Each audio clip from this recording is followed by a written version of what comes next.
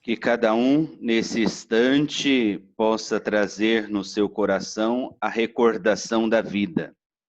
Fazemos memória dos acontecimentos das 3 dioceses, deste nosso último encontro. Trazemos presente o jubileu dos 120 anos da Diocese de Pouso Alegre, o aniversário de Dom Magela, ocorrido ontem. Recordamos as ações caritativas no socorro das necessidades de nossos irmãos e irmãs neste tempo de pandemia. Fazemos memória de todas as ações evangelizadoras de nossas dioceses, especialmente a doação daqueles que saem em missão, celebrando este mês missionário. Trazemos presente todas as vítimas da pandemia do Covid-19, a dedicação e a perseverança dos médicos e enfermeiros e todos que dedicam-se na linha de frente ao enfrentamento da pandemia. Cada um, no silêncio da sua oração, também possa, nesse instante, fazer a sua recordação da vida.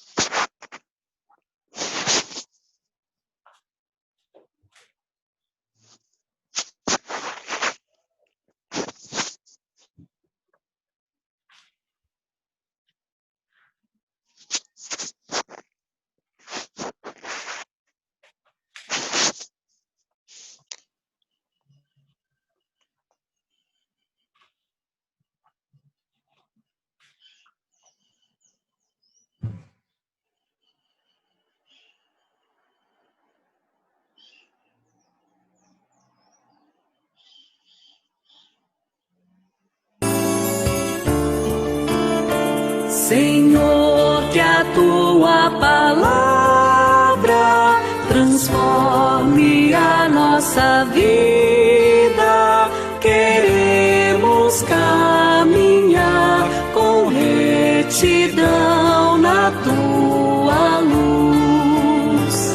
Senhor, que a tua palavra transforme a nossa vida. Queremos caminhar com retidão na tua luz.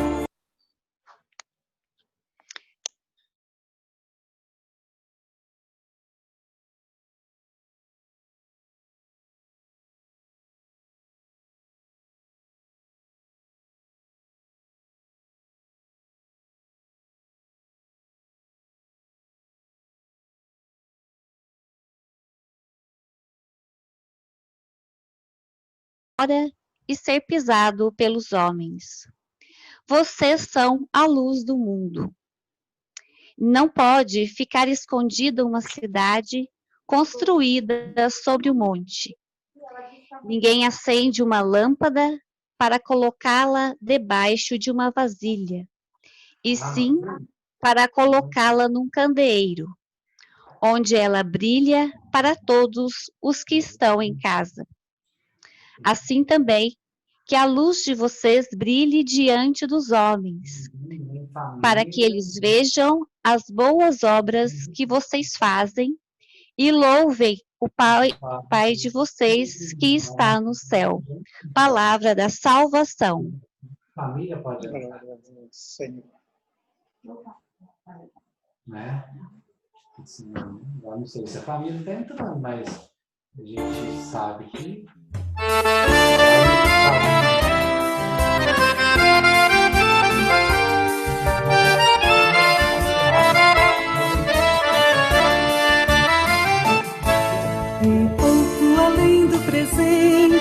Alegre o futuro anuncia a fuga das sombras da noite, a luz de um bem novo dia. Venha o teu reino, Senhor, a festa da vida, alegria, a nossa espera e a dor transforma em plena alegria. A nossa espera e a dor transforma em plena alegria.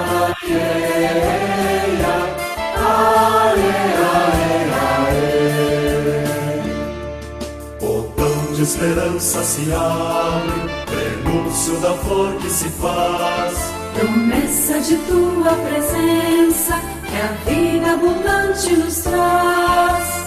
Venha o teu reino, Senhor, a festa da vida, alegria, a nossa espera e a dor transforma em plena alegria. A nossa espera e a dor transforma em plena alegria.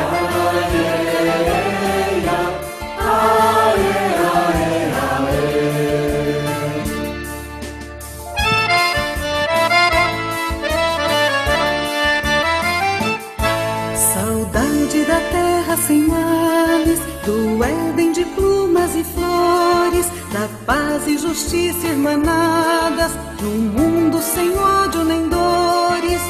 Venha o teu reino, Senhor, a festa da vida, alegria, a nossa espera e a dor transforma em plena alegria. A nossa espera e a dor transforma em plena alegria.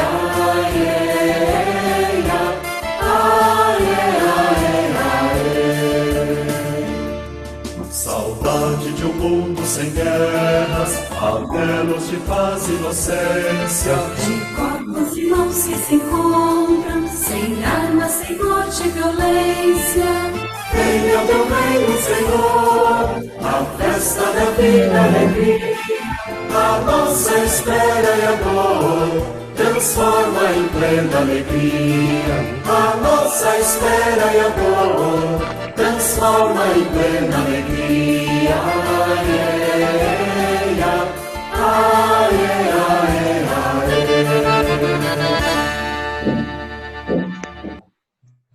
Oremos. Ó Deus, desde o amanhecer, clareias nossos corações com a tua luz. Dá-nos força de preparar diante de Jesus, teu Filho, os caminhos da justiça e da paz.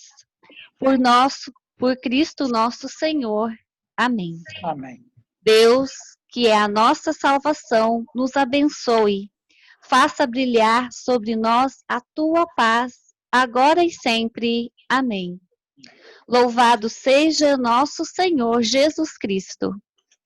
Para sempre seja louvado. Então, agradeço aí a sua participação, o seu envolvimento, a sua oração.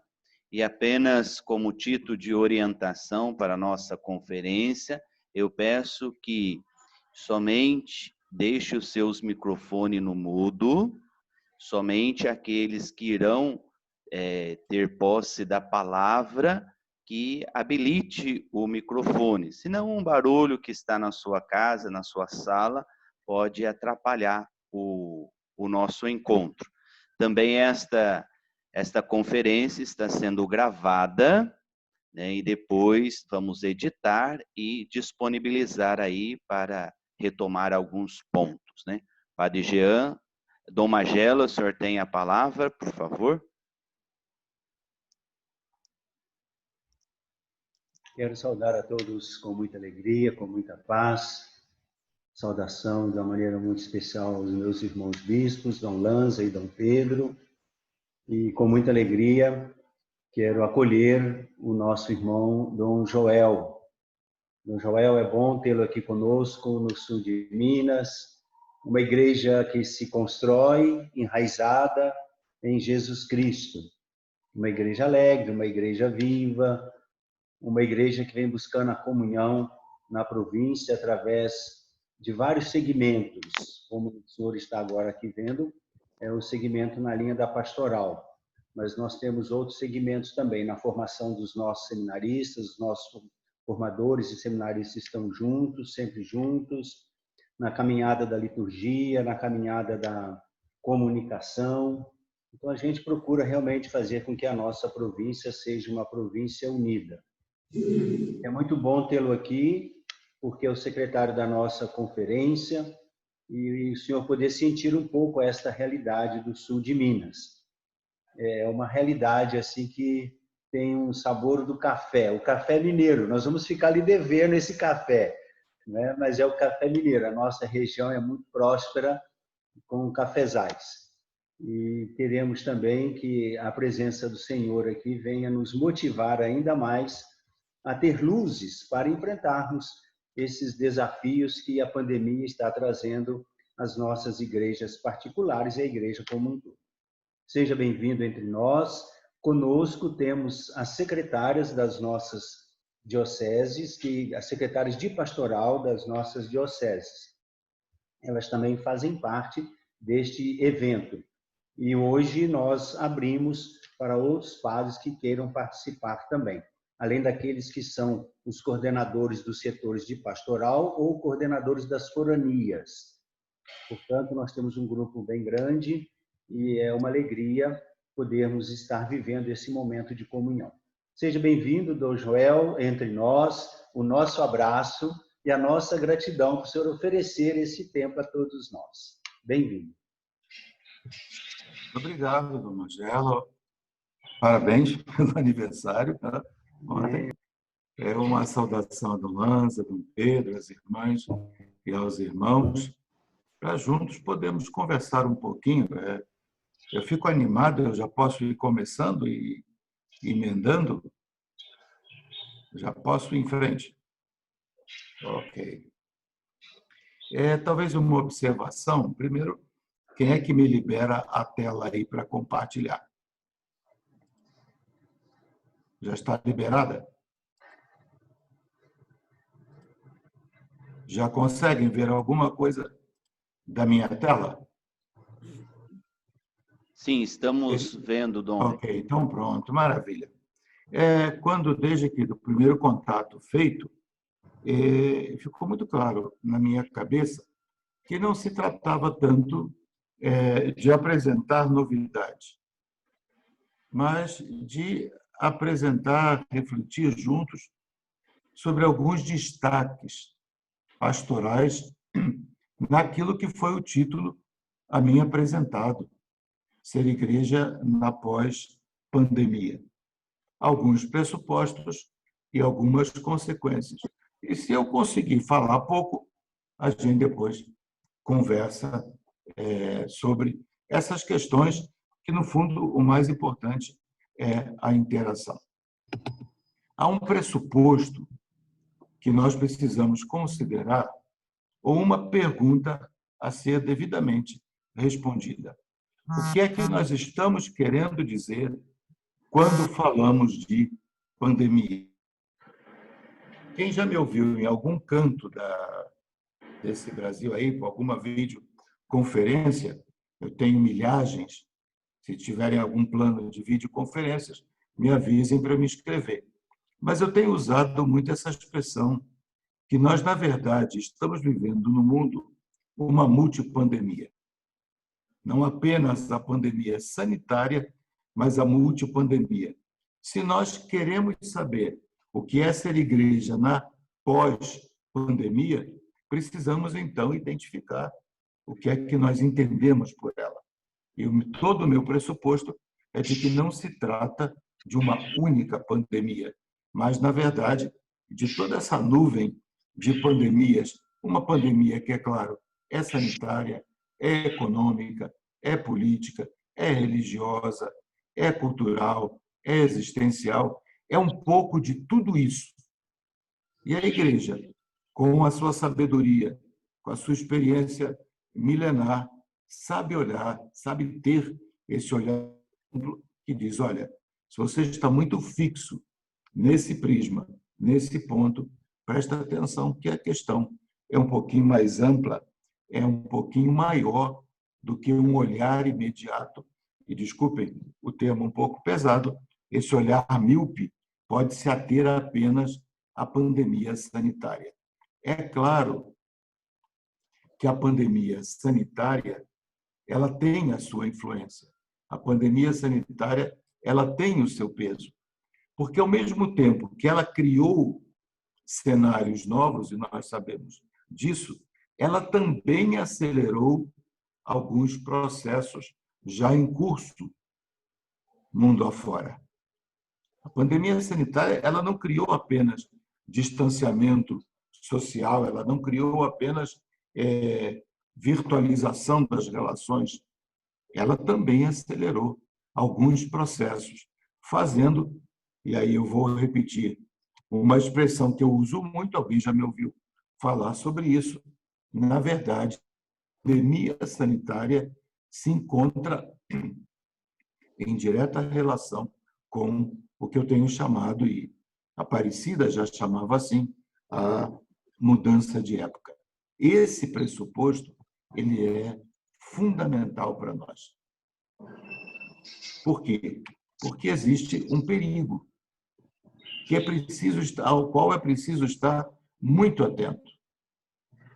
Se você considerar apenas a pandemia sanitária, você vai cair naquela expressão novo normal, compreendida como um retorno àquilo que era o mundo até o final de 2019, início de 2020. A pandemia sanitária foi declarada em 14 de março e seria, então, um retorno. Só que, quando nós alargamos o olhar, nós vemos que, na verdade, o que nós estamos vivendo é uma crise mundial das bases sobre as quais toda a vida se organiza. Não se trata apenas de uma questão de saúde, saúde pública, no caso, mas se trata de tudo aquilo que eu chamava de multipandemia.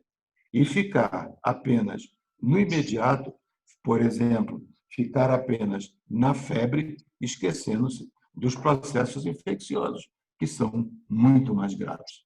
E aí vem a identidade, a missão da Igreja, que é ultrapassar essa miopia do imediato e alertar, chamar a atenção, motivar para essa visão mais ampla.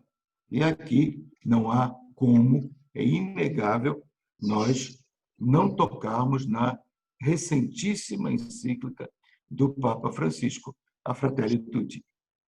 E ali, o Papa nos faz, no número 35, uma advertência bastante séria. Numa frase só, e a Fratelli Tutti tem essas características, que são muito próprias do Papa Francisco. Ele faz jogos de palavras que nos ajudam a entender o contexto, e ele tem umas frases sínteses que nos ajudam de uma maneira impressionante. E uma delas, ao nos alertar para esse perigo, é exatamente essa aqui. Passada a crise sanitária, a pior reação seria cair ainda mais num consumismo febril e em novas formas de autoproteção egoísta. O Santo Padre alerta a Igreja que não se trata de negar os efeitos do vírus que se tornou o dono do mundo. Não, pelo amor de Deus, não. Mas o Santo Padre destaca que o retorno ao chamado, entre aspas, eu coloco muitas aspas aí, o novo normal, tem que prestar atenção a uma concepção de ser humano, a uma concepção de mundo profundamente marcada, entre outras coisas, por esse consumismo, por esse egoísmo, por um egocentrismo muito forte, cujos efeitos, essa foto, eu procurei várias fotos, e essa foto, no seu conjunto, ela nos indica um pouco daquilo que marca o mundo de hoje e que nos desafia, como seres humanos, como pessoas de fé, ou como diz a Fratelli Tutti, como corações de boa vontade. São 7 exemplos dos mais fortes e aos quais a realidade local, como Dom Magela lembrou, do sul de Minas, ela pode nos ajudar a acrescentar o 8º, o 9º, o 10º exemplos e assim por diante. Nós estamos constatando no mundo um aumento profundo da pobreza, em 2 sentidos. Um aumento quantitativo, o número de pobres aumenta. O Brasil voltou, para falar do nosso país, ao mapa da fome, mas não é só o Brasil, nós olhamos isso hoje no mundo todo. O fenômeno das migrações, o fenômeno do refúgio e o aumento qualitativo da pobreza. Novas formas de vulnerabilidade social e econômica, novas formas de pobreza. Aparecida 2 vezes, em 2007, já citava isso. E o Papa Francisco, que foi presidente da comissão de redação na Conferência de Aparecida, ele chama a atenção e diz, olha, há um aumento grande da pobreza, tanto nos números quanto nos tipos. E várias entidades, várias associações no mundo todo, sendo religiosas ou não, chamam a atenção. Segundo sinal é essas agressões ao meio ambiente, que se tornam cada vez mais fortes, cada vez mais atuantes. Nós estamos, permita Deus, que saindo de uma situação gravíssima de queimadas em várias regiões do Brasil. E essas agressões ao meio ambiente, basta olhar a foto que aí está com os lixões, são sinais daquilo que na Laudato Si 53 o Papa Francisco junta. Ele diz que são 2 clamores, os dos pobres e os clamores da casa comum. Num único clamor, que pede de nós, diz o Papa, estou citando agora as palavras do Santo Padre, um outro rumo. Terceira preocupação muito forte, e que no Brasil reaparece agora nas eleições municipais, é essa articulação entre a violência enquanto fato e a violência enquanto mentalidade. Isso está muito forte. Já não se trata mais só do agravante e angustiante caso das inúmeras formas de violência, mas nós temos aí agora a mentalidade de que tudo se resolve com violência. Nos últimos dias, em nível de Brasil, nós temos assistido a, pelo menos, alguns dizem que é a ação da imprensa, mas nós temos assistido a um aumento, se não dos fatos, mas das divulgações dos feminicídios, enquanto uma mentalidade de que relações afetivas se resolvem através da violência. Talvez alguém diga para mim assim, mas isso sempre teve. Sim, mas numericamente estava no campo das exceções. E hoje nós estamos no campo da mentalidade. 4º ponto que marca muito o coração e a mente do Papa Francisco é a indiferença. Já em 2013, o Papa Francisco da ilha de Lampedusa dizia da globalização da indiferença. E agora, na Fratelli Tutti, é o que ele vai falar ao refletir sobre a parábola do bom samaritano, numa reflexão que nós já lemos e que ficamos fascinados com ela. Ele vai dizer que aqueles 2 homens que passaram ao largo do outro caído à beira da estrada representam uma mentalidade que vai tomando conta do mundo. Uma indiferença que, entre outras coisas, se transforma e se concretiza na corrupção, em uma referência a peças íntimas nem a Roraima. Mas nós vamos vendo isso aí, né? Nós vamos assistindo como é que pode, mais grave, de onde está o dinheiro, aí é uma questão do delegado lá examinar, mas é muito mais grave, a meu ver, de onde esse dinheiro está saindo, que é o dinheiro da saúde pública, com gente morrendo por Covid-19. 6ª preocupação, uma incapacidade muito forte da sociedade civil se articular, se organizar e, com isso, enfrentar todos esses problemas como sociedade civil organizada.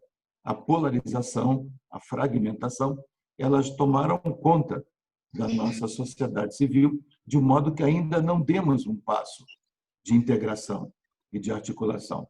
E última preocupação, e aí depois podem acrescentar outras, é essa relação que vai crescendo da religião com tudo isso aí.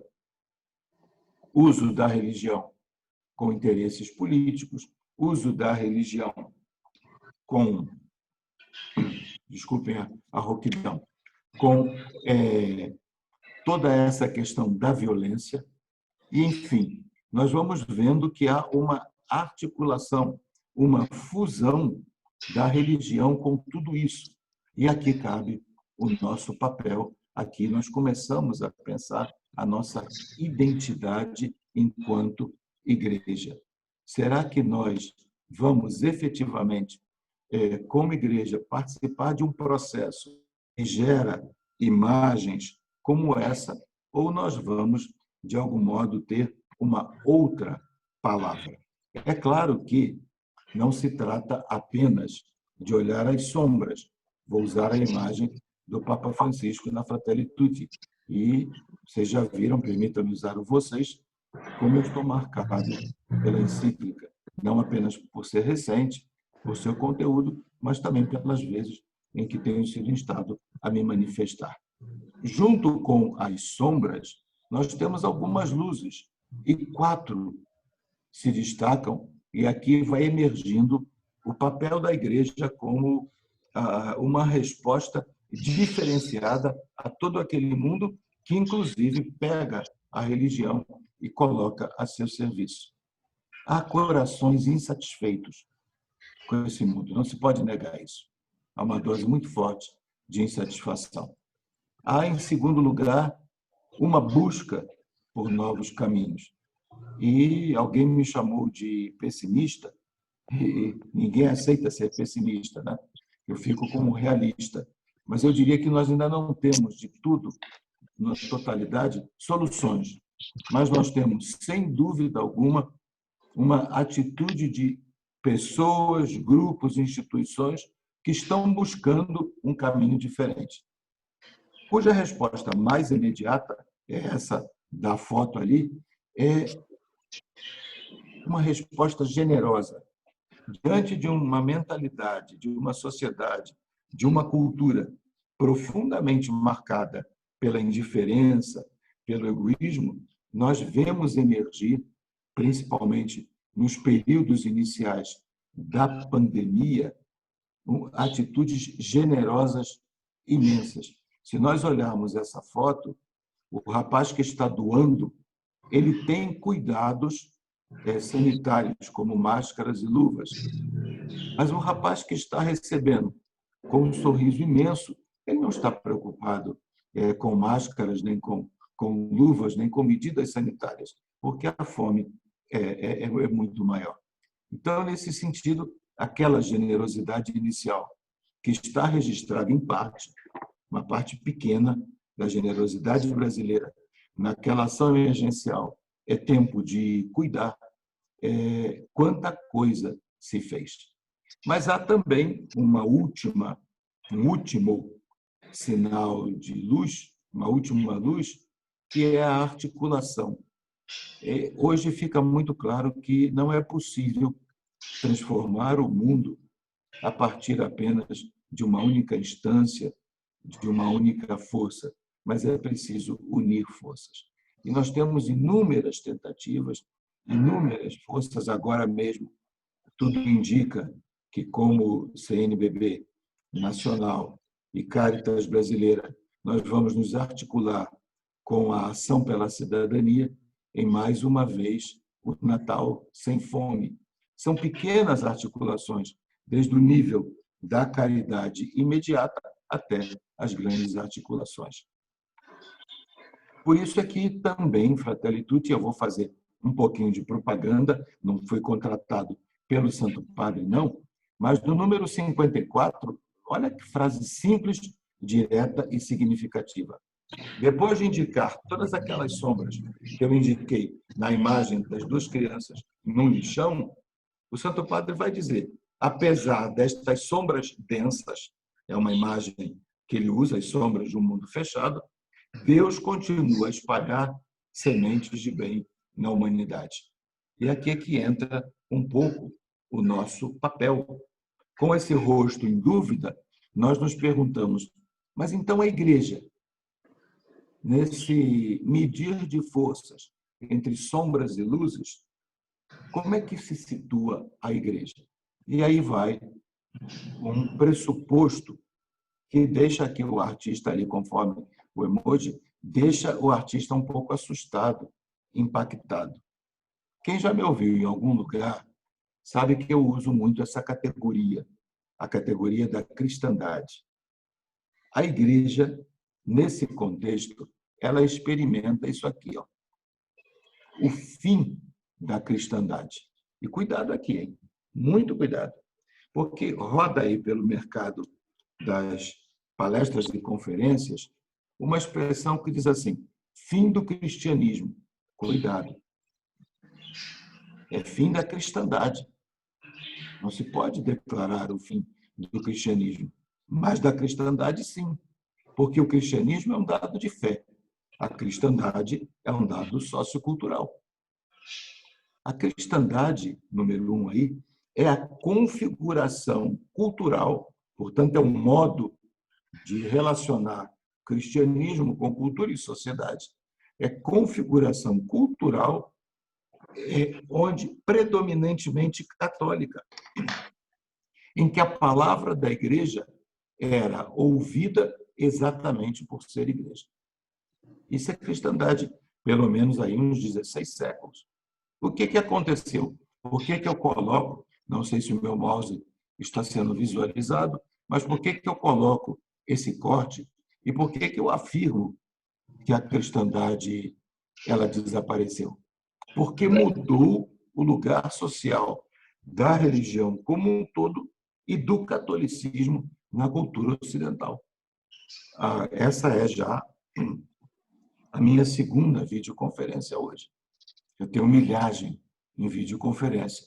E na anterior, uma das pessoas com quem nós conversávamos lembrava do caso lá na Suécia, porque essas coisas só acontecem na Suécia, elas não acontecem no Brasil, do jovem que, para tirar a foto de formatura no colégio, teve que retirar o crucifixo que tinha no pescoço. Aí você vai dizer, mas esse é pequeno diante de grandes problemas. Pequeno, mas emblemático. E eu nem sei se é pequeno. Com todos esses conflitos de retira crucifixo, até Bíblia das bibliotecas, nós vamos vendo que há um outro lugar sociocultural da religião e dentro disso, daquelas religiões mais históricas e dentro delas, do catolicismo na cultura ocidental. É isso que é a quebra da cristandade. O que é, então, só para recordar? A igreja se compreende a partir da ótica do primeiro lugar. Consequentemente, em primeiro lugar, sociocultural. A transmissão da fé, ela se dá pelas famílias e pela sociedade. É aquele velho adágio que eu já repeti em tantos lugares. Filho de católico, católico é. Os pais transmitem a fé. E quanto mais agudo for o processo sociocultural de mudança, mais aguda é a ausência da transmissão da fé pelas famílias e pela sociedade. A sociedade vai explicitamente retirando os símbolos religiosos, predominantemente católicos, da vista das pessoas, e as famílias elas não transmitem a fé. O sinal mais forte não acontece no sul de Minas, aí não, isso não acontece, mas os pais que já nem sequer batizam os filhos, dizendo sobre o argumento falacioso de que deixam para escolher quando crescerem. Na verdade, estão fazendo uma opção que é a opção por ser sem religião. Mas na cristandade, a pastoral ela é mais centrada no ensino e na prática sacramental. O ensino doutrinal, o ensino moral e uma prática sacramental. É isso que se convencionou chamar de pastoral da conservação, ou pastoral de conservação. A Aparecida vai pegar essa expressão, ela não cria a expressão, mas ela pega essa expressão. E é importante você perceber o sentido da palavra conservação. Conservação da fé. Não apenas a conservação das pessoas, como algumas vezes se afirma, é trabalhar com as mesmas pessoas, conservar as pessoas que já estão na igreja. Isso é importante, ninguém nega. Mas a expressão de pastoral de conservação, ela é maior do que isso.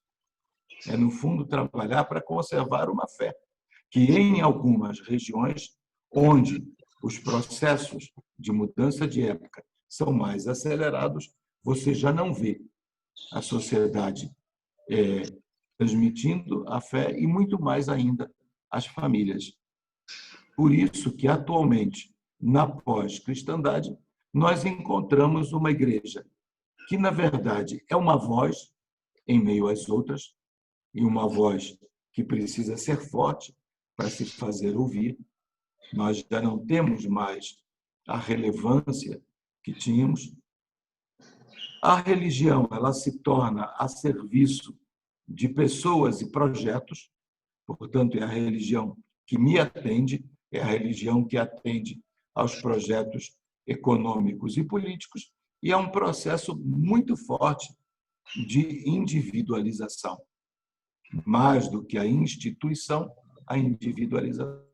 A individualização, eu tenho lembrado por onde falo, ela tem um peso muito grande em cima dos fiéis batizados, batizadas e principalmente dos ministros ordenados.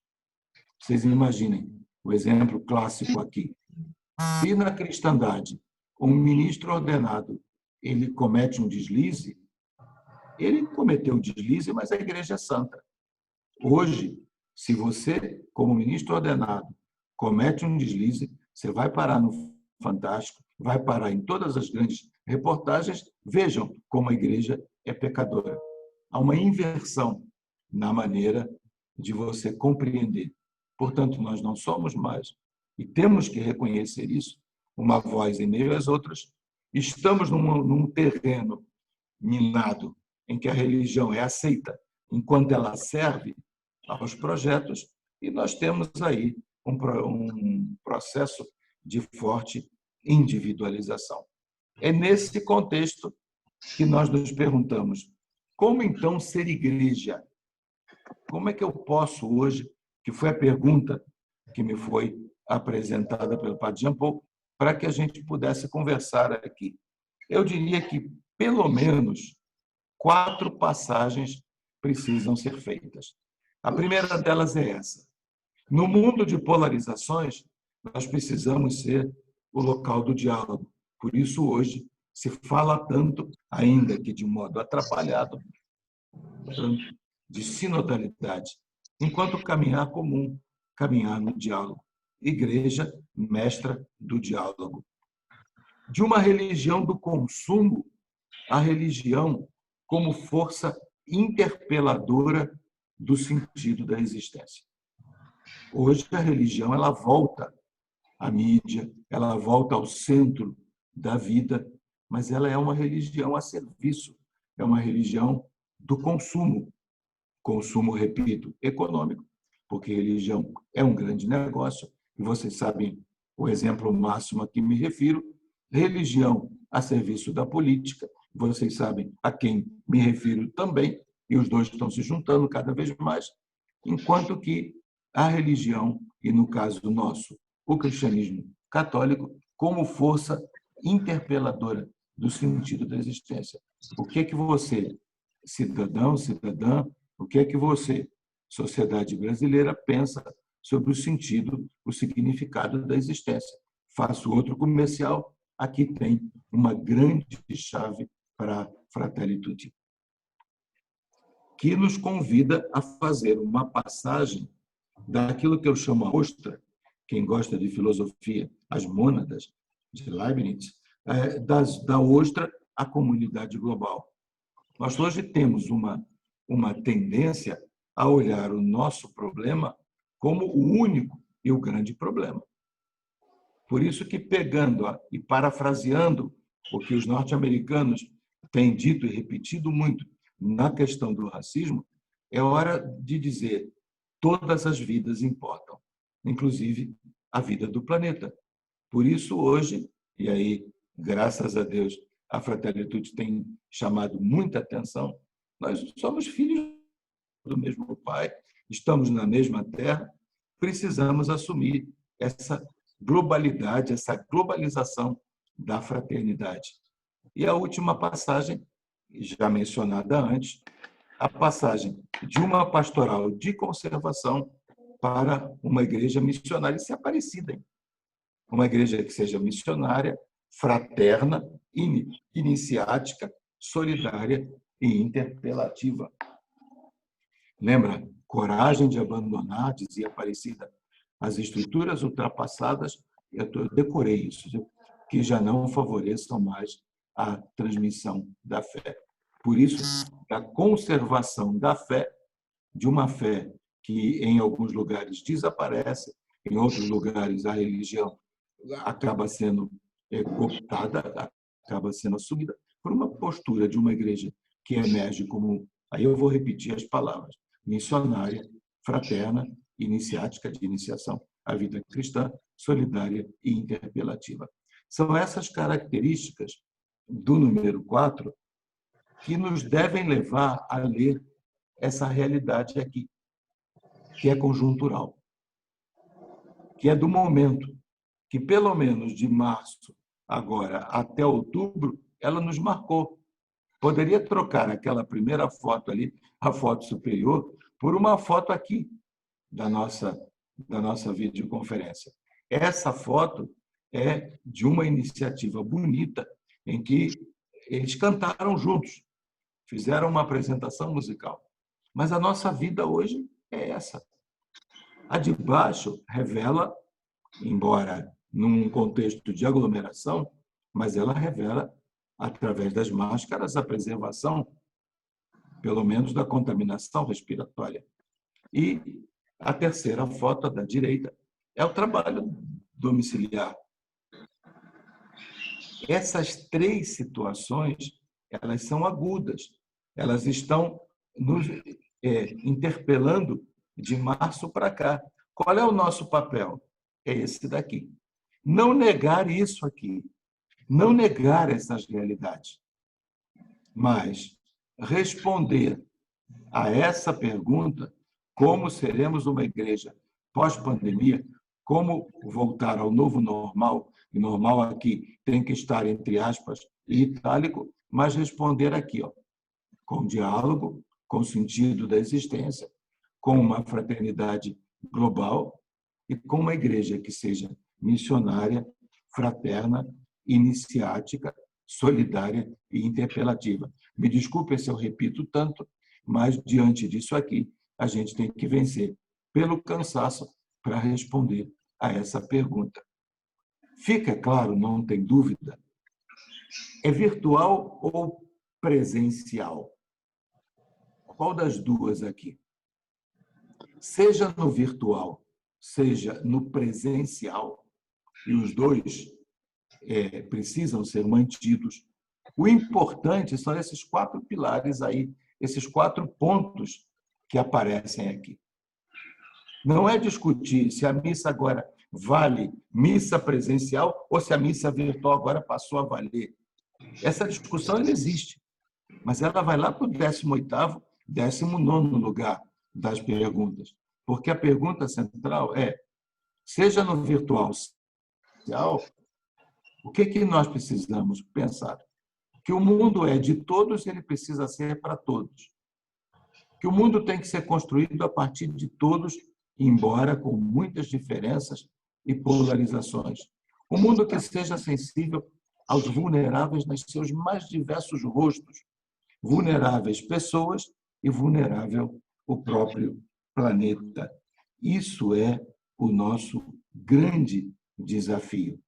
E aí, olha a propaganda, plim, plim, se eu posso brincar, essa é a chave de leitura para a Fratelli Olha lá, sobre a fraternidade e a amizade social.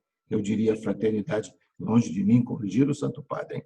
Mas fraternidade global e amizade social. Antes de você discutir a canonicidade ou a sacramentalidade de virtual ou presencial, e existe uma discussão muito séria que precisa ser enfrentada, nós precisamos dar um passo atrás para ter um olhar mais amplo e pensar nessa que o Santo Padre vai chamar de amizade social. Por quê? Porque a igreja em tudo isso aí, lembrar, ela não está mais nos primeiros lugares do palco. No passado, os que me antecederam aqui na Secretaria-Geral, os que estiveram na presidência da CNBB, nós vamos aos arquivos aqui, nós temos aqui um centro de documentação que vocês conhecem, que tem muita gente que faz estudos, agora estão voltando os pedidos para estudo. Quantas vezes o presidente da CNBB, o secretário, eles se pronunciaram. Mas agora ninguém nos escuta, ninguém está preocupado em ouvir. Por quê? Porque a Igreja Católica, a religião, se servir aos interesses, ela vai aos primeiros lugares. Como ela não serve, ela não está nos primeiros lugares do palco. Mas a Igreja precisa se manifestar. Isso é fundamental. Mudou o lugar onde eu estou. Eu não sou mais o espala da orquestra. Eu fui posto lá para o fundo do palco. Mas, estou exagerando na imagem, hein? Mas eu tenho que tocar o meu instrumento. E tem que reconhecer que não é carreira solo. Eu tenho que reconhecer que falo junto com outras instituições. Tem que ser uma igreja muito mais dialogal. Mas tenho que reconhecer que algumas vezes, se ninguém falar, eu vou ter que falar, eu vou ter que me manifestar como igreja. Por quê? O que é igreja? Não é porque, o que? Aqui, voltando aqui. Embora a igreja não fala sozinha, embora tenha que falar sozinha algumas vezes, ela precisa se manifestar. E manifestar no quê? O que dizer? Eu tinha esquecido dessa lâmina. O que dizer?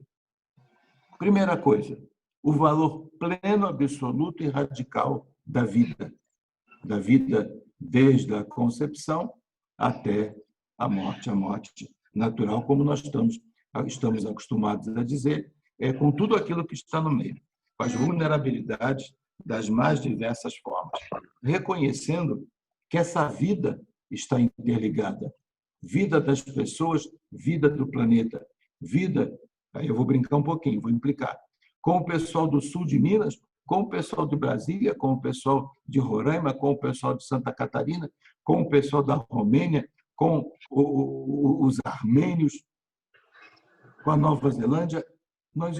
Essa postura da interligação é a tradução sociocultural do princípio teológico da filiação de todos nós diante do mesmo Criador. Em Cristo, somos filhos do mesmo Pai. Isso tem que ter uma tradução sociocultural, uma tradução, para dizer mais simples, uma tradução social. Por isso, a Igreja defende a vida, mas não existem causas isoladas. Há uma única causa, que é a causa da vida. Nesse sentido, para defender a vida, a Igreja ela é sentinela das vulnerabilidades, sendo cada vez mais ponte em lugar de muro. É diferente hoje o lugar social da Igreja. Nós somos chamados a defender a vida, mostrar as conexões, sensível às vulnerabilidades, sejam quais forem, sendo ponte, colocando as pessoas em diálogo. Por quê? Para mim, essa foto aí, ela é representativa. Eu espero que esteja dando para ver a foto. Não sei se a qualidade, a resolução é boa. Mas porque o mundo experimenta, nós no mundo experimentamos o desaparecimento das seguranças tradicionais. Nós experimentamos esses desaparecimentos e não estamos mais nesta parte de um terreno, de um solo sólido que nos sustenta. Mas nós ainda não encontramos, nós estamos buscando novas seguranças. Ainda não chegamos do outro lado. Nós estamos, na verdade, aqui. Ó. Eu até acho que esse cidadão aí está muito tranquilo, porque ele está solto no ar. E ser igreja, nesse momento, implica uma outra postura. Porque, na verdade, a grande pergunta para nós é como ser igreja diante do mundo de seguranças frágeis. As seguranças frágeis são essas aqui, ó, às quais o mundo hoje se apegou. Da força, do poder, da potência, né? Desculpem se não quero agredir ninguém, mas tudo é força, só Deus é poder. Isso está aí, isso é uma expressão antiga, mas que hoje está sendo relida nessa lógica. Com todo o neopentecostalismo que aí está. A individualidade, síndrome do He-Man, eu tenho a força, o apoio na tecnologia e no mercado e nas armas, que não foram capazes. Aí o vírus teve uma função, por favor, eu não estou defendendo o vírus, nem lendo como castigo de Deus, mas ele quebrou com todas essas forças. Ainda que, por favor, Dom Magela, Dom Lanza, Dom Pedro e demais irmãs e irmãos, me perdoem a foto pornográfica que agora compartilho. Mas por que nós damos de cara com isso no processo eleitoral hoje? Todo mundo conhece a foto, né? Não é a primeira vez que estão vendo a foto. É de uma candidata a vereador numa capital de estado aqui do Brasil. Quando nós olhamos a foto, nós vemos que é uma síntese de todas essas seguranças que é nosso dever como igreja proclamá-las como frágeis. A que leva isso aí?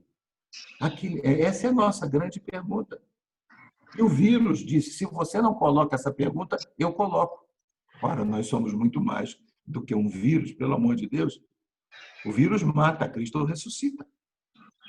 Mas quando nós olhamos que o mundo está fazendo sínteses de religião, armas, coitado, tem aqui até um cachorro aqui como instrumento não de fraternidade ecológica, mas de violência, de agressão.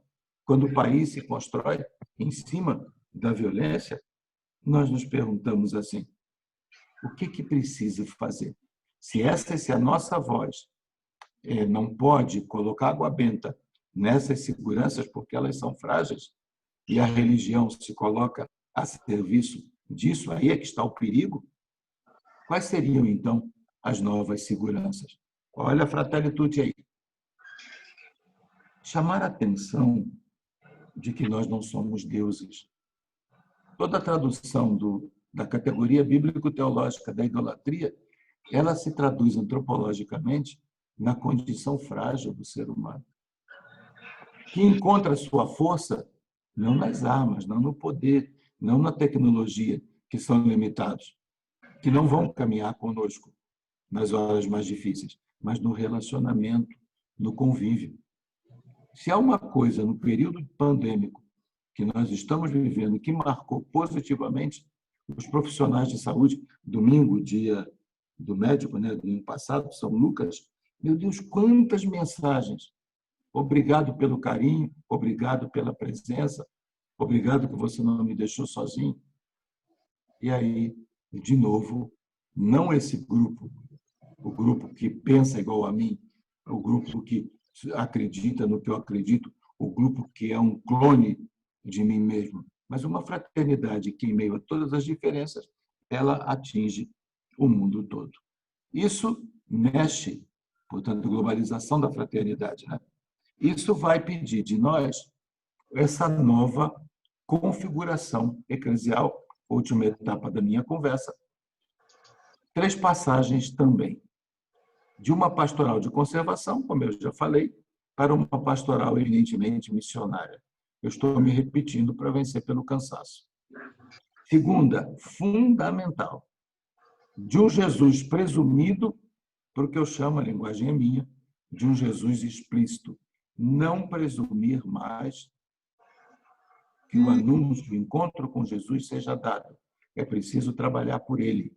É preciso anunciar, reanunciar, como diz a Aparecida, 12, 41 e 5, 4, 9, eu decorei, recomeçar a partir de Jesus Cristo. E 3, dessa predominância eclesial de paróquias de cristandade, centradas na prestação de serviço, nos sacramentos, para uma nova configuração, aí eu coloquei paróquia, eu diria uma nova configuração de experiência eclesial.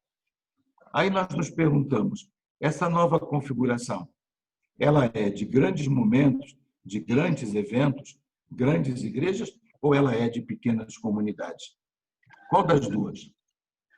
Isso aqui é interessante colocar essa pergunta, porque jornalista adora fazer isso para a gente. O tempo todo aqui, jornalista, o senhor acha que agora acabou o momento das grandes manifestações? É cá entre nós, assim, muito cá entre nós. Teve uma jornalista que disse, então não vai ter mais sentido o santuário de Aparecida? Eu falei, minha filha, não deixa os padres lá ouvir você, não. Não deixa o povo brasileiro ouvir você, não. Porque então agora é a igreja nas casas, é a igreja doméstica, é a igreja virtual. O problema aqui não está nos 2 pequenos quadrinhos em preto, mas está no vermelho ali, na pergunta, porque a resposta ela se dá assim, ó. Você vai precisar articular os 2 grandes momentos. Você vai precisar articular grandes celebrações, quando for possível, que houver imunização, você vai precisar fazer, sim, grandes eventos, mas você vai precisar fazer alguma coisa que em 92, olha, muita gente aqui nessa sala não era nascida. Santo Domingo já falava nas pequenas comunidades. E a isso se soma, então, o mundo virtual. Aqui está o desafio interno. Enquanto o externo, eu dizia antes, um jeito de falar para a sociedade, internamente, é essa capacidade de articular esses 3 momentos. Eu acho que no meu desenho aí faltou umas outras setinhas aí que colocassem articulação entre grandes momentos, grandes celebrações, pequenas comunidades e essa riqueza do mundo virtual que aparece agora. Quais são os caminhos pastorais? Vocês conhecem isso aqui, né? Olha só. Comunidades eclesiais missionárias, serviços e ministérios, estado permanente de missão, iniciação à vida cristã e animação bíblica da vida e da pastoral. Não lembra nada, não? Claro que lembra as urgências, que durante 8 anos alimentaram o nosso caminhar e que são anteriores à pandemia, mas que pedem de nós hoje uma aceleração, uma catalisação do processo. E aí dentro, buscar o que seria uma aceleração do processo. É o número 1. É a frase número 1. Eu não botei no slide o destaque, mas por isso as nossas atuais diretrizes têm apenas uma única prioridade, que são as comunidades eclesiais missionárias. Aí vem o resto, onde acontecem os serviços e ministérios, estado permanente de missão e assim por diante. É claro que eu não sou insano a esse ponto de dizer que nas diretrizes do ano passado já se previa o vírus. Não é isso, pelo amor de Deus. Inverte a boleta. Nós temos uma prioridade pastoral que é uma resposta significativa a esse momento pandêmico. Aí é outra perspectiva. Mas que nós vamos precisar, nas comunidades eclesiais missionárias, alimentar o que de fato vale a pena alimentar, que é essa experiência de fraternidade que se abre cada vez mais até chegar ao mundo todo. E dentro das comunidades eclesiais missionárias, seriam as urgências nas urgências. O que é que seria, e aí a gente já vai encerrando a conversa, o que é que alimenta essas pequenas comunidades? Hoje, a consciência da igreja, ela dá 4 pontos. Palavra de Deus, que é o tema central, que deveria ter sido da 58ª Assembleia, que deveria ter ocorrido esse ano. E ano que vem, se houver garantia de imunização, vai acontecer de 14 a 21 de abril, a animação bíblica da pastoral, o pilar da palavra. Como fazer com que essas pequenas comunidades sejam alimentadas na Eucaristia e demais sacramentos? Existem muitas experiências significativas, se for o caso, conversamos sobre elas. Uma recuperação e uma valorização da religiosidade popular, desde que liberta das correntes do pensamento da prosperidade e iluminada pela palavra de Deus. A religiosidade popular emerge no atual grande e significativa, mas com essas 2 condições, sem pensamento da prosperidade e com a presença da palavra de Deus e, sem dúvida nenhuma, com uma abertura ao mundo virtual. Esse mundo virtual, ele tem importância. Hoje cresce muito a questão das Pascões. Se me deixasse, eu falaria até 10 da noite, mas não vou não, porque tem outra videoconferência daqui a pouco. Mas na ação emergencial é tempo de cuidar, só para dar uma prova objetiva, um sinal concreto, como as Pascões, meu Deus do céu. Não sei se tem alguém aqui que trabalha com essa área. Que trabalho fabuloso, as pastorais da comunicação. Todas as reflexões bíblicas, a animação bíblica da vida e da pastoral, como isso cresceu, como toda hora chega no WhatsApp aqueles cards convidando para comentários bíblicos.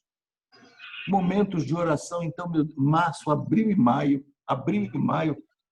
as orações do Rosário e todas outras formas de oração, mesmo as adorações ao Santíssimo, feitas de modo virtual, como isso foi importante para sustentar a fé. Os momentos de escuta e aconselhamento. Isso aqui hoje, se nós não dermos esse passo de um serviço, ou até como algumas dioceses têm pensado fazer, o Ministério da Escuta, e o mundo virtual permite isso. Se hoje nós estamos fazendo aqui uma videoconferência, eu não sei quantas pessoas estão online agora conosco, mas 2. Quanta coisa. Eu mesmo já conversei, já atendi muitas pessoas nesse mundo virtual. E, é claro, manter as celebrações eucarísticas para quem não puder estar no mundo presencial. O virtual não substitui o presencial. O presencial é a tradução do princípio teológico de que o Verbo se fez carne, o Verbo se fez presença, o Verbo se fez história, o Verbo se fez um de nós, exceto no pecado. Portanto, o princípio, a regra, é o presencial. E o virtual está aí como um serviço para ajudar nisso aí. Penúltimo slide, só para recordar, a igreja e a sociedade no Brasil hoje. Cuidado. O que nós entendemos por igreja? Não é só a CNBB, não. O jornalista chega aqui, o que a igreja pensa? Você foi batizada? Acho que fui. Eu ouvi essa abobrinha, essa pérola. Acho que fui. Todo batizado é também igreja. E segundo, no âmbito da fé, você tem que envolver toda a vida pessoal, a vida social, a vida ambiental. Essas 2 coisas têm que estar muito presentes. A CNBB defende a vida pessoal, social e ambiental do jeito dela, cada batizado e batizada também o fazem.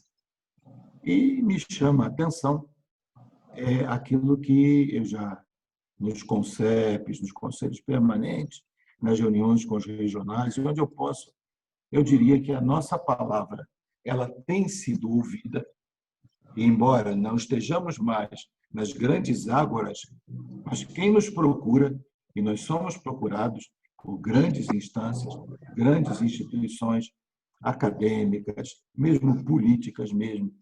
Eu não posso dar nomes por respeito, mas o que pensa? Por favor. Eles dizem assim, por favor, seu secretário-geral. Um me chamou até de Dom Secretário-Geral. Achei fantástico. O que a CNBB está pensando? E aí, essas 3 características que eu já falei. Fugir das polarizações, ser ponte em lugar do muro e defender a vida em toda a plenitude, pessoas e meio ambiente, como o Santo Padre fantasticamente faz na Laudato Si, 53. E por falar em Santo Padre, eu encerro com ele. Eu não sei o que houve nesse slide, houve uma briga minha aí com a formatação, mas ao abrir a Fratelli Tutti, no número 3, o Papa diz isso. Ninguém pode enfrentar a vida isoladamente. Precisamos de uma comunidade que nos apoie, que nos auxilie e dentro da qual nos ajudemos mutuamente a olhar em frente. Como é importante sonhar juntos. Sozinho, tu corres o risco de ter miragens. Olha que pesado. Vendo aquilo que não existe. É juntos que se constroem os sonhos. Sonhemos como uma única humanidade, como caminhantes da mesma carne humana, como filhos desta mesma terra que nos alberga a todos, cada qual com a riqueza da sua fé ou das suas convicções, cada qual com sua própria voz, mas todos irmãos e irmãs. Fratelli Tutti 3. Eu encerro, Dom Lanza e demais irmãos e irmãs, eu encerro aqui porque é melhor o Papa falar do que eu continuar falando. Obrigado, vou interromper o compartilhamento.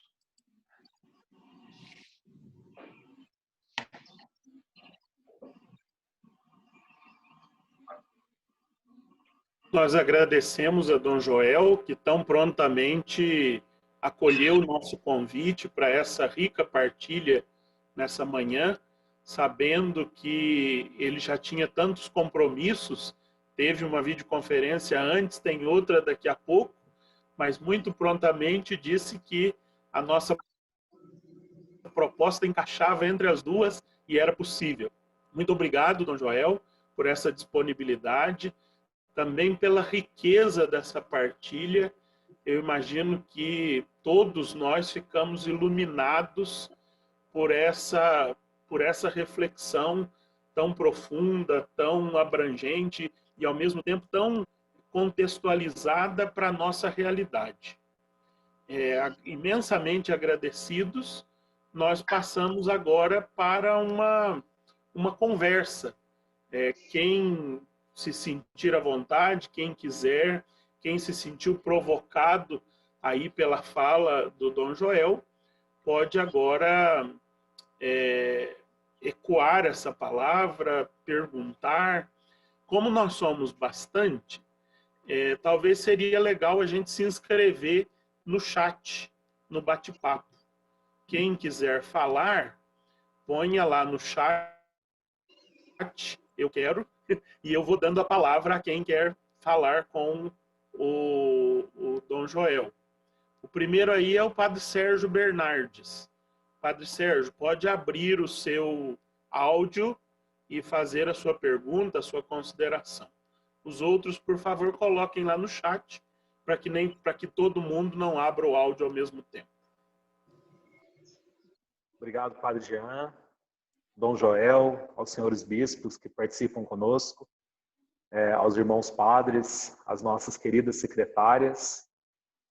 Eu fiquei muito inspirado, né, quando o senhor tocou nesse cenário de diversas pandemias, porque ao mesmo tempo que nós estamos, né, diante de uma pandemia sanitária, vários problemas sociais, religiosos, morais, éticos, eles também vieram à tona e fizeram com que nós despertássemos, né, ou ficássemos atentos à enormidade de problemas que vieram no bojo dessa pandemia, né? E uma coisa que eu considerei muito interessante, que o senhor disse, foi justamente da igreja como esse sinal de esperança, que está lá na Fratelli Tutti, número 54, né? E como a igreja como esse sinal, essa semente de esperança para vencer o consumismo febril,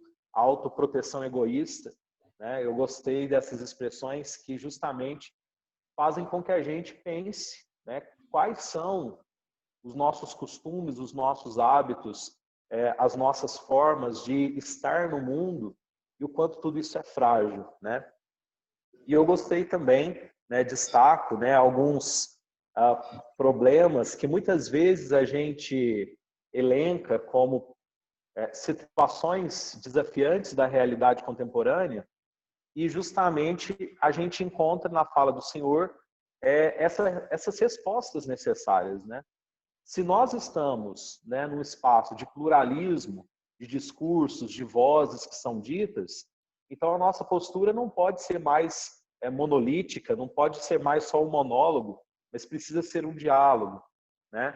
Se a gente percebe o crescimento, o avanço cada vez mais, não só de religiões evangélicas, né, de comunidades evangélicas que vivem uma religião self-service, né? Nós temos algumas tradições orientais que vêm aí trazendo um pouco essa viva você a sua fé e não importa o todo.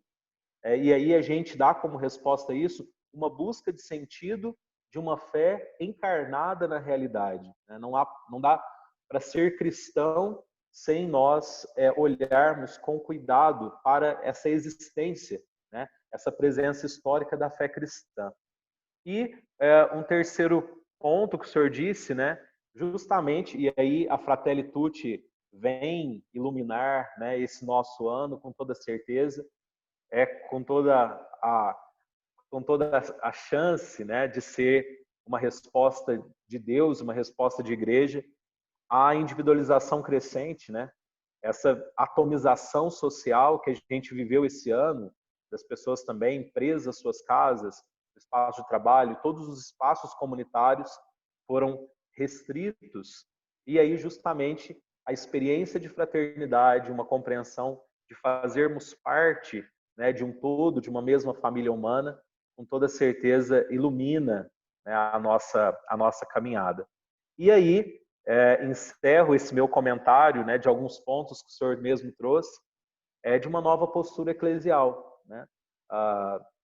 Se nós, né, pelo menos desde o Concílio Vaticano II, estamos buscando cada vez mais ser uma igreja atenta aos sinais dos tempos, né? Uma igreja que se abre a esse diálogo, né? É justamente a busca que nós precisamos ter de uma nova postura eclesial. E retomo, se eu não me engano, acho que no parágrafo 188 das diretrizes gerais atuais, quando a gente está lá escrito, né? É justamente essa presença fraterna, essa presença amorosa que o mundo espera de nós como igreja. E eu imagino que a crise de sentido que essa pandemia aumentou, né, ou provocou em muitas pessoas, com toda certeza pode ser uma oportunidade de nós, mais uma vez, demonstrarmos o vigor, demonstrarmos a força e justamente o aspecto, né, sacramental da igreja de ser sinal de salvação a todos, né? Mas eu agradeço muito ao senhor, foi muito inspiradora essa nossa conferência e a fala do senhor, acho que nos traz esperança, né? No momento que a gente está precisando beber, né, dessa fonte que é a esperança para fortalecer a nossa fé, fortalecer a nossa experiência caritativa também. Então, muito obrigado, Dom Joel. Obrigado.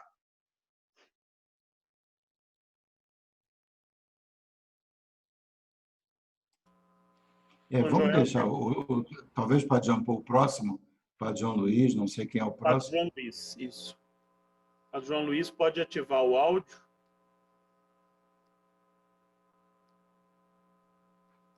Bom dia para todos. Dom Joel, Dom Lanza, Dom Magela, Dom Pedro, queridas secretárias, irmãos e irmãs irmãos no sacerdócio.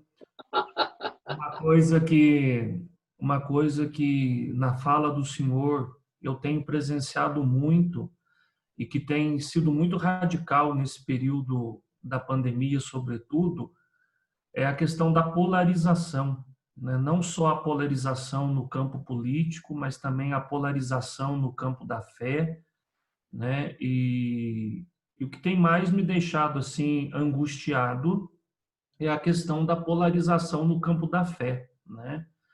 Nós temos visto pelas mídias sociais uma grande polarização entre o ultraconservadorismo, né, e também pessoas que estão, de uma certa forma, nos cobrando de práticas mais conservadoras.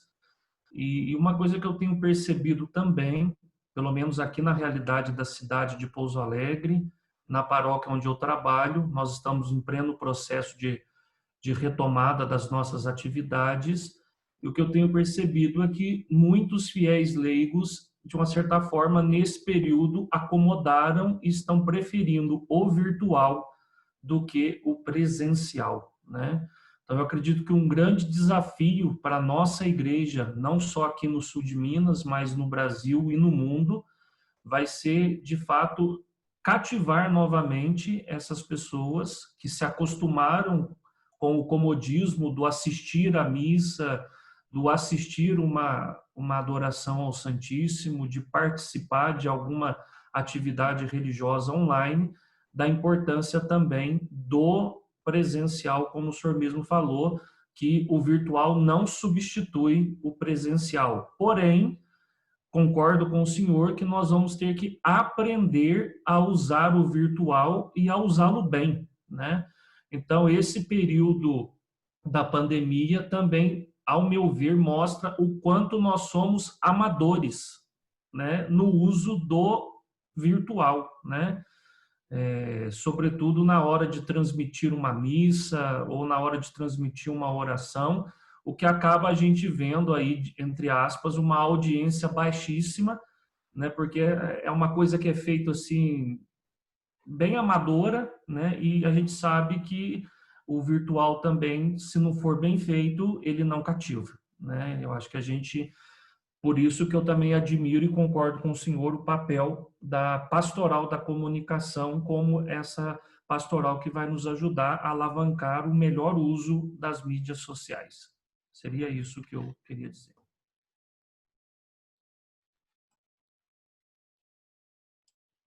Eu não quero tirar a vez de ninguém, não sei, Padre Jean Paul, se tem mais alguém a colocar. Mas das duas falas, acho interessante, o grande desafio no mundo de polarização, Padre Sérgio lembrava um pouco isso, né? O profetismo da igreja hoje, a base, o alicerce, é a capacidade de caminhar juntos. Eu costumo dizer, quando eu era pregador de retiro, dizia, não é você, meu irmão ou minha irmã, até que me prove o contrário, não. Você, meu irmão, minha irmã, mesmo que me prove o contrário. Porque a razão da minha fraternidade não está nessa ou naquela instância sociocultural, não está nessa ou naquela maneira de pensar, aspas, ideologia. Ela está no Deus que me criou. Portanto, essa lógica do caminhar juntos é algo fundamental. Por exemplo, daqui, de onde eu estou, contemplando vocês aqui, eu fico dizendo assim, é uma província, são 3 dioceses, né? A província de Pouso Alegre. Aqui tem a tradução desse caminhar juntos. Nós, enquanto conferência, os bispos sabem, vocês também sabem, nós estamos, Dom Diamantino está chegando aí também, nós estamos num processo de estatuto, de construção do novo estatuto. E uma das categorias desse novo estatuto é a sinodalidade. Só que sinodalidade, antes de ser uma condição canônica, ela é um valor. E uma das traduções canônicas é a valorização cada vez maior da província eclesiástica, que geralmente tem todo um contexto sociocultural. Eu não conheço direito, peço vênia e todas as desculpas possíveis, não estou me oferecendo nem convidando, mas eu digo, eu não conheço o sul de Minas a ponto de dizer, é Minas Gerais, mas o sul de Minas tem características que o norte, o nordeste, ou outras regiões, enfim, de Minas, do próprio estado de Minas Gerais não tem. Então, o valor da província eclesiástica como essa capacidade de unir forças. E no caso, Padre João Luiz, do mundo virtual, nós temos que aprender muito. Agora, de março até hoje, eu já passei por tantas, eu já passei por videoconferência em que o cachorro mordeu a pessoa, o cachorro ficou com ciúme, aí foi lá no pé e deu uma mordida.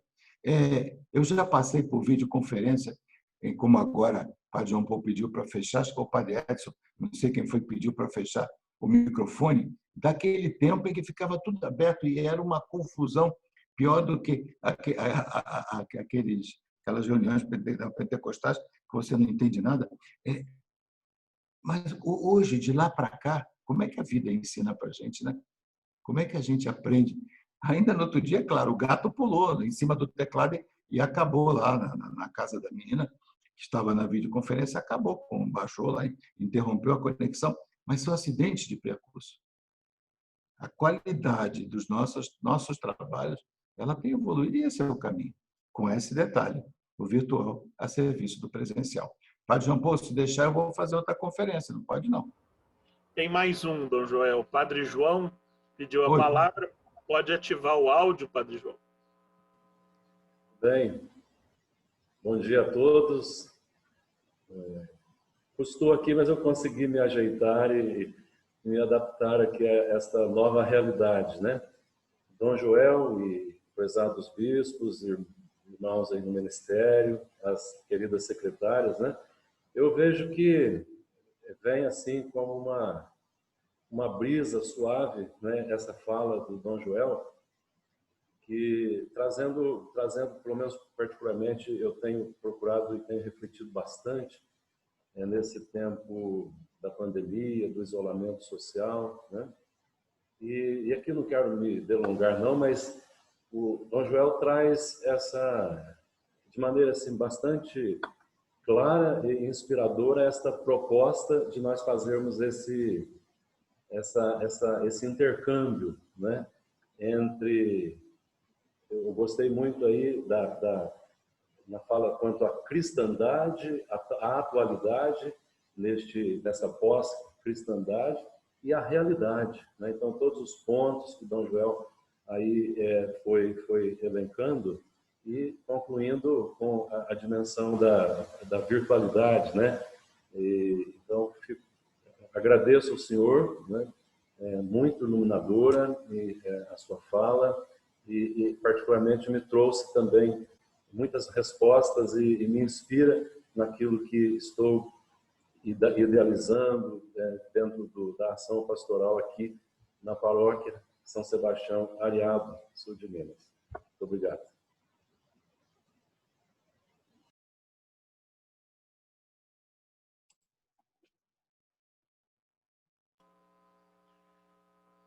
Dom Joel, quer reagir? Não temos mais ninguém inscrito até agora. Eu só tenho a agradecer a paciência, que isso seja contado em cada uma e cada um na hora do julgamento final, esse momento de mortificação comigo, né? Agradecer o carinho, agradecer o convite. Olha, eu sinto muita falta de estar com as pessoas, é meu jeito, minha estrutura pessoal. Quando não havia esse processo aqui de distanciamento social, eu andava celebrando aí pelas paróquias de Brasília, conversava com o Dom Sérgio e dizia, por favor, se precisar, se eu puder ajudar, se tiver aí um 7º dia de boneca, pode me chamar que eu vou. É muito bom a gente estar com os leigos, estar com os presbíteros, estar com os irmãos bispos, e é isso que nós precisamos, e como as pessoas percebem, né? Eu só tenho a agradecer o carinho, agradecer a paciência. Obrigado de coração. Nós também temos muito a agradecer, Dom Joel, ao senhor pela sua presença, mesmo virtual, mas real no meio de nós, né? Iluminando, como alguns irmãos aí disseram, iluminando, inspirando a nossa reflexão e a nossa caminhada pastoral aqui na nossa província. Não sei se algum dos senhores bispos querem dirigir a Dom Joel alguma palavra de agradecimento, para que a gente libere o Dom Joel, porque daqui a pouco ele tem outra conferência e a gente precisa se despedir.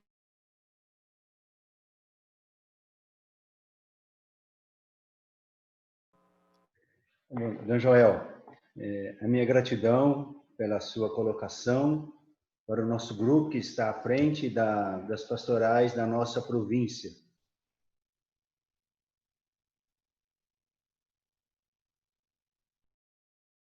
Falou como que nós podemos provocar nos nossos seminários, na formação dos seminaristas, essa consciência de se ser igreja diante de tudo isso. Então, isso fica no meu coração, né? Mas eu agradeço.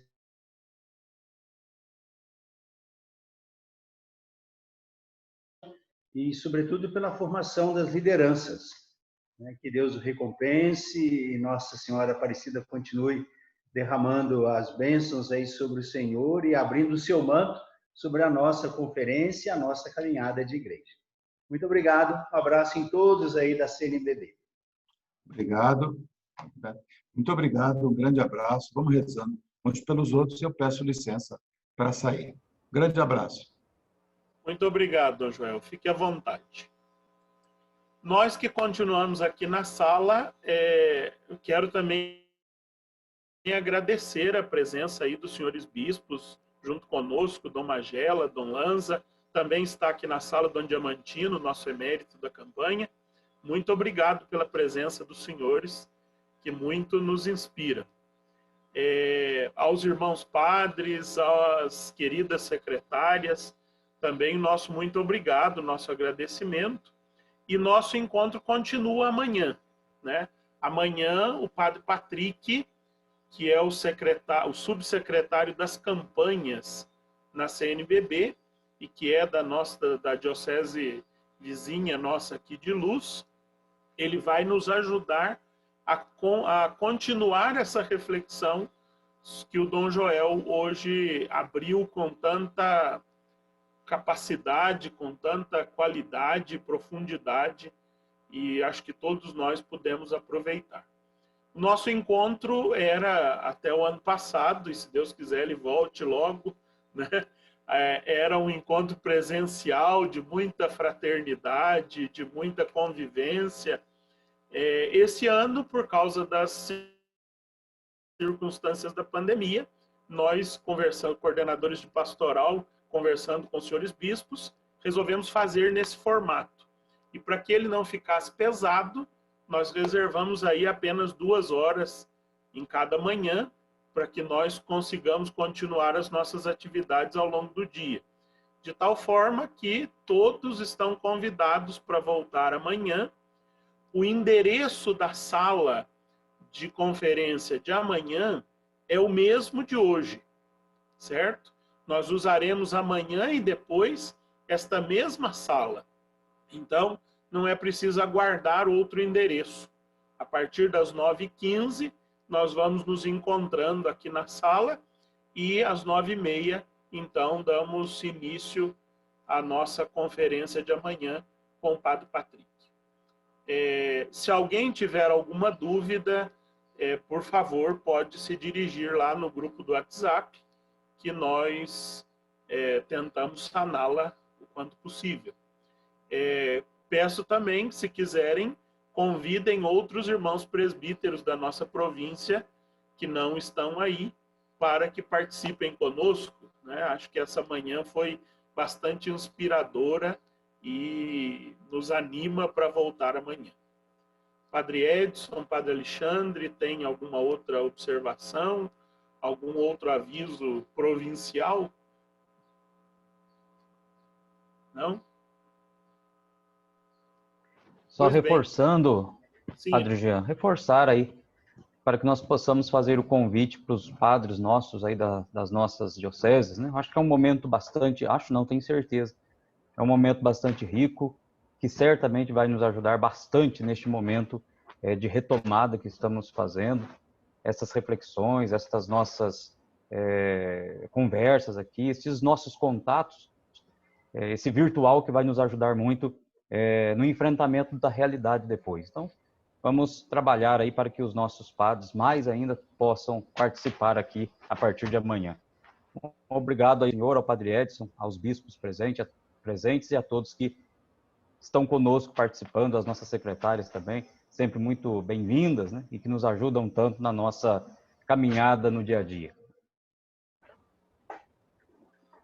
É isso aí. O Padre João Luiz dizia que alguns leigos se acostumaram ao virtual, né? Alguns irmãos padres também entraram em stand-by e agora a gente tem que chacoalhar para voltar ao ritmo. Então, ajudem-nos aí a chacoalhar o irmão que está em stand-by aí por perto, para que a gente... Eles já perderam, coitados, essa reflexão do Dom Joel, mas o Padre Heraldo, que nos está favorecendo com a sala aí do Zoom, eu quero aqui agradecer ao Padre Heraldo, ele vai salvar essa conferência. É o Padre Edson que vai salvar? Então, vai salvar essa conferência para que a gente depois consiga disponibilizá-la também para os outros irmãos que não puderam participar ao vivo, né?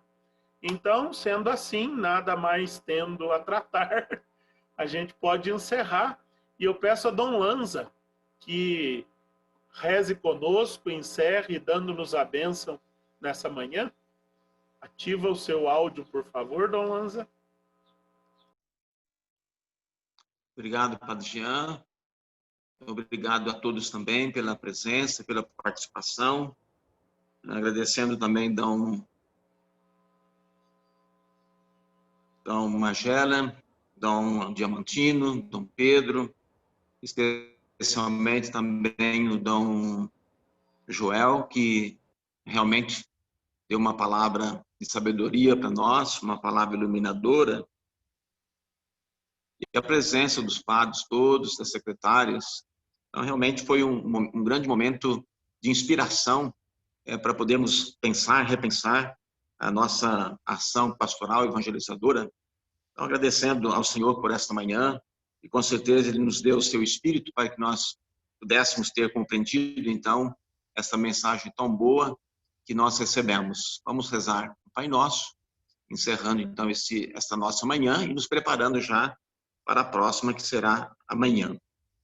Pai nosso, que estais no céu, santificado seja o vosso nome, venha a nós o vosso reino, seja feita a vossa vontade, assim na terra como no céu. O pão nosso de cada dia nos dai hoje, perdoai as nossas ofensas, assim como nós perdoamos a quem nos tem ofendido, e não nos deixeis cair em tentação, mas livrai-nos do mal. Amém. O Senhor esteja convosco. Ele está no meio de nós. Abençoe-vos o Deus Todo-Poderoso, Pai, Filho e Espírito Santo. Amém. Uma continuação de bom dia a todos, bom almoço, bons trabalhos e até amanhã, se Deus quiser. Obrigado, bom dia.